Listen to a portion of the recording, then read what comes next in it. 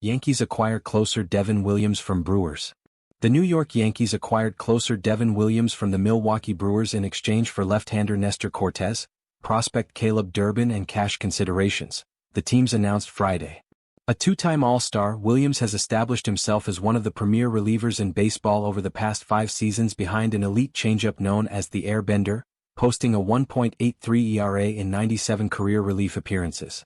Williams is the second reliever the Yankees have acquired this week.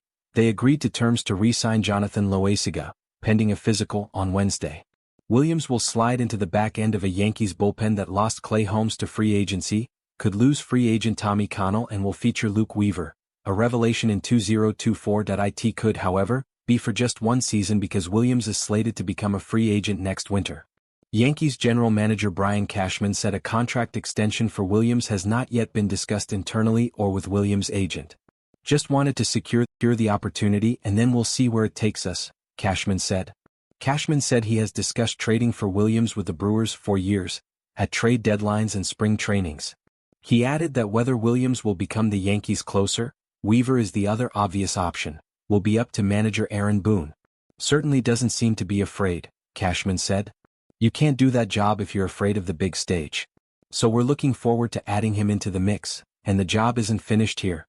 On other fronts, Cashman acknowledged he had many discussions with Houston Astros general manager Dana Brown about acquiring all-star right fielder Kyle Tucker.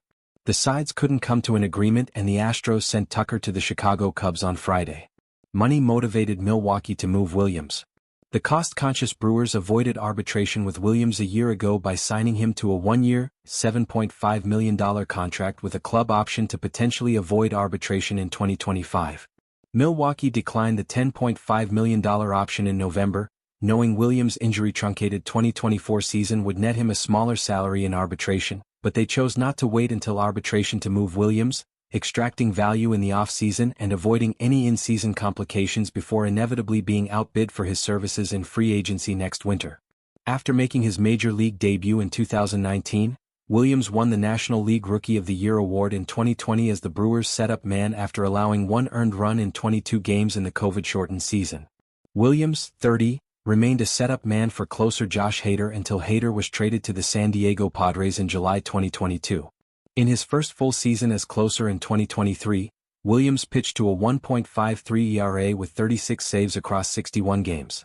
The right-hander missed the first 4 months of the 2024 season with a stress fracture in his back before returning in late July in his usual dominant form, posting a 1.25 ERA with 14 saves and a 43.2% strikeout rate in 22 games. But his season and ultimately his Brewers career ended on a low note when he surrendered 4 runs in 2/3 of an inning in the deciding Game 3 of the NL Wild Card Series against the New York Mets, including a go-ahead 3-run home run to Pete Alonso in the 9th inning. Like Williams, Cortes' tenure with his former club ended on a low. The veteran starter, who turned 30 on Tuesday, was at the center of trade rumors in July, and he landed on the injured list in September with an elbow flexor strain and finished the regular season on the IL. He chose to risk further injury by returning for the World Series and gave up a walk-off grand slam to Freddie Freeman on his first pitch in Game 1. In Cortes, the Brewers received an established starting pitcher also 1 year from free agency that didn't fit in the Yankees' rotation plans for 2025 after they signed Max Fried this week. Cortes, who was drafted in the 36th round in 2013, emerged as a reliable starter in 2021 and an All-Star in 2022. Injuries sabotaged his 2023 season. He was healthy in 2024, pitching to a 3.77 ERA and finishing second on the Yankees in innings